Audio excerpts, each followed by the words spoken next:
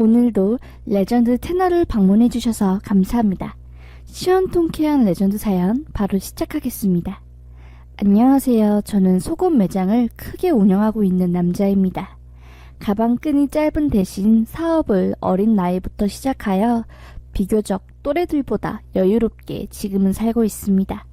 초창기에는 사기도 많이 당하고 이런저런 정말 힘든 일도 많았지만 지금은 이 분야에서 자리도 잡고 제 이름 대면은 알아주는 사람은 알아주기도 한답니다.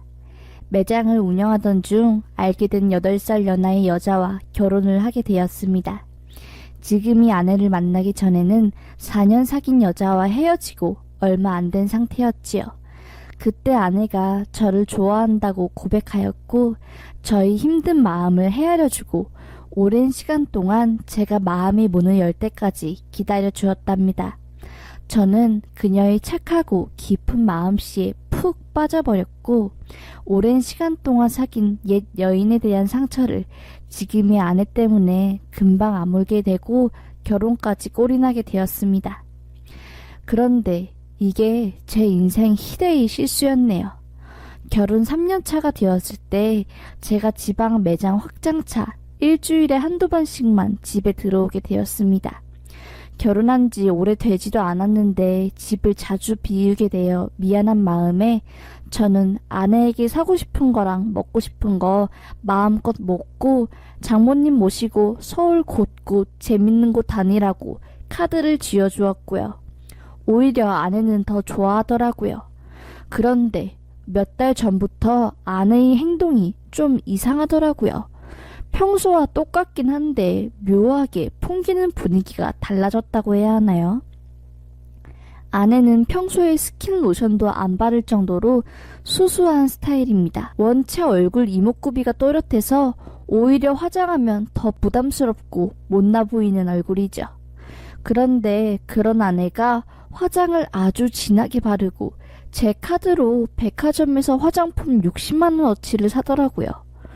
입술에는 립밤밖에 안 바르는 아내가 연분홍색부터 시작해서 빨간색까지 각종 립스틱을 모조리 사서 바르는 한편 생전 연애 때도 안 뿌렸던 진한 향수까지 뿌리고 다니더라고요. 그리고 넓은 통바지나 아니면 긴 스커트만 입는 아내가 짧은 스커트에 요즘 젊은 20대 애들이 입을 만한 옷들을 사입기 시작했고요.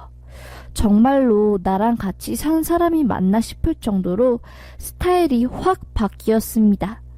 뭔가 찝찝하기도 하고 왜 갑자기 스타일이 바뀐 건지 궁금해서 아내에게 물어보았지요. 자기야, 요새 갑자기 화장하고 게다가 향수까지 뿌리네? 설마 나한테 잘 보이려고 하는 건 아닌 것 같고 갑자기 뭔 신경번호라도 생겼나? 나 다른 사람이랑 살고 있는 것 같아.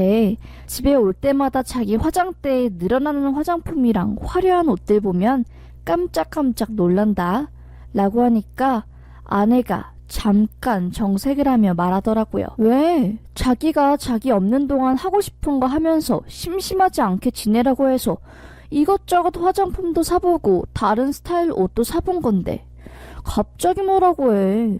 나는 꾸미면 안 되냐? 내 걱정하지 말고 일이나 열심히 하세요 라고 하더라고요. 아내가 그렇게 말하니 속으로 혹시 이 여자 남자 생겼나 라는 생각은 금세 사그라들었습니다. 아내가 그렇게 꾸미고 가꾸니 전보다 부부관계도 자주 하고 사이도 더 좋아졌기에 큰 의심 없이 저는 아내를 믿고 지방에서 열심히 일을 하고 있었습니다. 저에게 날아온 한 통의 카톡 메시지를 확인하기 전까지는요. 가게 매뉴얼을 직원들에게 교육하고 잠깐 커피 마시면서 쉬고 있을 때 핸드폰으로 카카오톡 메시지가 하나 날아왔습니다.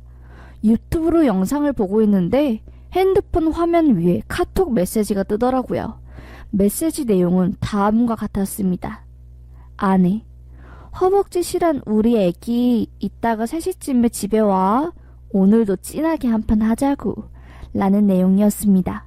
너무 황당해서 카카오톡 메시지를 누르려고 하는 순간 갑자기 삭제된 메시지라고 뜨더라고요. 아내가 다른 남자한테 보내야 할 카톡 메시지를 저에게 잘못 보낸 것이었죠. 아내는 제가 이 메시지를 확인한 걸 몰랐지요. 저는 메시지를 눌러서 본 게 아니라 화면에 뜬 내용을 본 것이었으니요.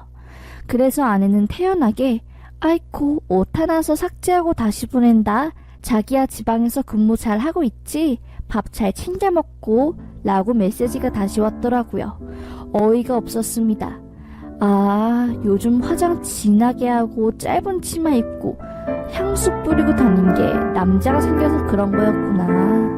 아내의 변화된 행동에 대한 모든 미스테리가 풀리는 순간이었습니다. 저도 아내에게 태연하게 문자를 보냈지요. 응, 밥 잘 먹고 있고 일도 열심히 하고 있어. 걱정 말고 라고 보낸 뒤 저는 곧장 서울로 올라갔습니다. 그 연놈들이 개짓을 하고 있는 현장을 덮치기 위해서요. 서울에 도착하니 3시 20분쯤 돼 있더라고요. 곧장 집으로 가 띠디디디 비밀번호를 누르자 뭐야? 라는 소리가 희미하게 들리면서 집 안에서 우당탕 소리가 들리더라고요. 문을 열었습니다. 네, 신발장에는 남자 신발이 가지런히 놓여 있었고 이불을 뒤집어 쓴 아내가 신발장 앞에서 뭐야 당신? 당신이 목요일날 왜 집에 왔어? 말도 없이? 라고 하더라고요. 저는 그런 아내의 말을 무시하고 방문을 열어 상간놈을 찾으러 갔습니다. 화장실에도 안방에도 옷방에도 그리고 작은 방에도 그 상간놈은 보이지 않았습니다. 뭐야 어딨어? 니랑 놀아난 그 개놈 자식! 이라고 외치는 순간 식탁 밑에서 알몸으로 웅크리고 숨어있는 상간놈이 보이더라고요. 어처구니가 없었습니다. 참 추하더라고요. 갓 태어난 송아지처럼 추하게 오돌오돌 떨며 식탁 밑에 숨어있는 그놈 꼴을 보니 웃음만 나오더라고요. 저는 식탁으로 가 의자를 밀어내며 그놈을 끌어냈습니다. 얼굴을 보니 아내보다 좋기 10살은 어려 보이는 애더라고요. 눈은 단추구멍만 해가지고 무슨 비린내 나는 가오리처럼 생긴 놈이 뭐가 좋아서 나를 두고 바람을 피나 라는 생각과 함께 제 자존심이 처참히 무너져 내렸습니다. 그놈에게 욕설을 퍼부으며 머리통을 잡고 집에서 질질 끌어냈습니다. 꼴에 창피한 건 아는지 죄송합니다. 그만하세요 라고 소리치며 오리걸음 자세로 저에게 끌려오더라고요. 중요 부위는 어지간히 가리고 싶었나 봅니다. 그렇게 그놈에게 욕설을 퍼부으며 단지 밖으로 그놈을 끌어내려고 하는데 앞에 오는 초등학생 무리들이 깍! 하며 소리를 지르더라고요. 웬 알몸 남자가 떡하니 있으니 당황했나 보지요. 그런데 그 비명소리도 잠시 갑자기 그중 한 남자애가 관장님? 이라고 소리치는 겁니다. 옆에 있는 애들도 헐 관장님? 헐 관장님 바바리맨이에요? 변태예요? 지금 학교 시간인데 여기서 뭐 하세요? 대박 완전 대박 소름 이라고 쑥덕거리고 난리가 났습니다. 저에게 맞는 것보다 애들한테 망신당하는 게 더 싫었던 모양인지 괴성을 지르며 제 소나기를 뿌리치고 도망가더라고요. 애들은 헐 야 관장님 거기 진짜 작아 몽땅 연필인 줄 야야 내가 관장님 사진 찍음 헐 야 우리 관장님 변태였냐 대박이다 진짜 역대급 이라고 자기들끼리 수건대고 떠들고 난리도 아니었습니다. 알고 보니 그 상간놈이라는 자식은 태권도 주말반을 담당하고 있는 선생이었고 마주친 아이들은 주말반 학생들이었던 것입니다.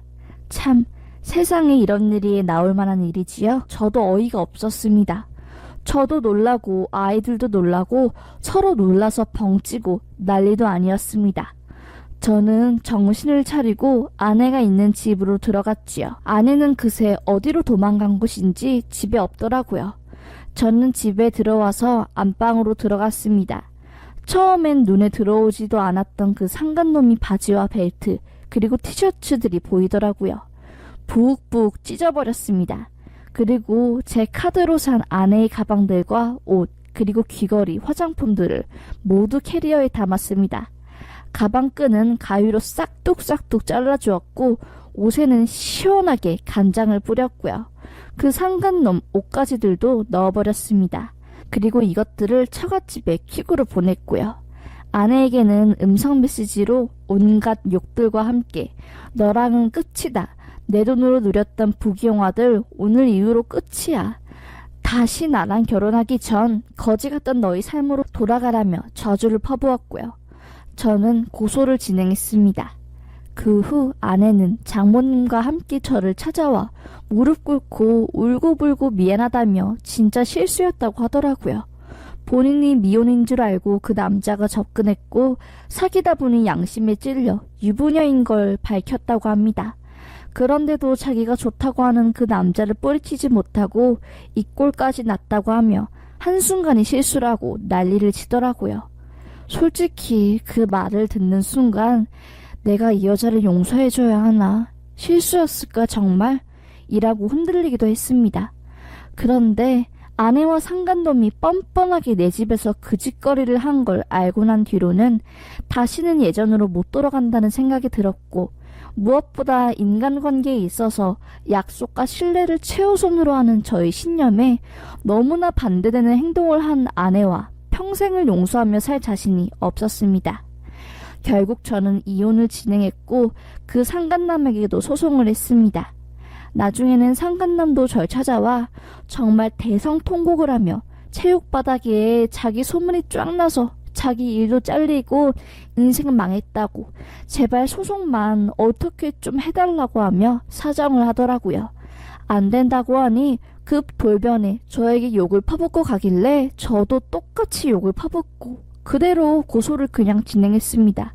절구로 한번 눌린 가오리 닮아가지고 쪼만한 게 어디서 깝쳐?